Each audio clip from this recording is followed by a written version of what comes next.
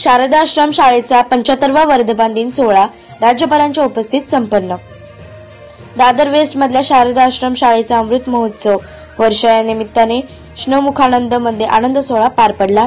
या कार्यक्रमात आपले राज्यपाल श्री सी.पी. राधाकृष्ण प्रमुख अतिथी होते। श्री राजेंद्र शेट्टी सर यांना या सोहळ्याचे आयोजन केले होते।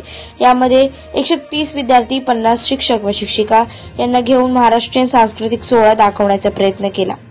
विशेष म्हणजे अंधेरी येथील हिंदोळा ग्रुपने पण छान सादरीकरण केले। हा सोहळा पाहण्यासाठी बरेच उच्चस्तरीय आजी माजी विद्यार्थी यांनी आनंद घेतला। हा सांस्कृतिक सोहळा स्नेहा शिराळकर दादर यांनी ऑर्गनाइज केला होता।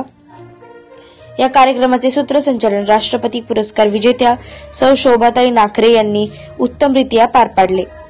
त्यांनी आणि कोरिओग्राफीची जबाबदारी मृण्मयी आणि मैत्रीय यांनी घेतली होती। अजिंक्य महाराष्ट्र न्यूज सोबत प्रतिनिधी गणेश तळेकर, मुंबई।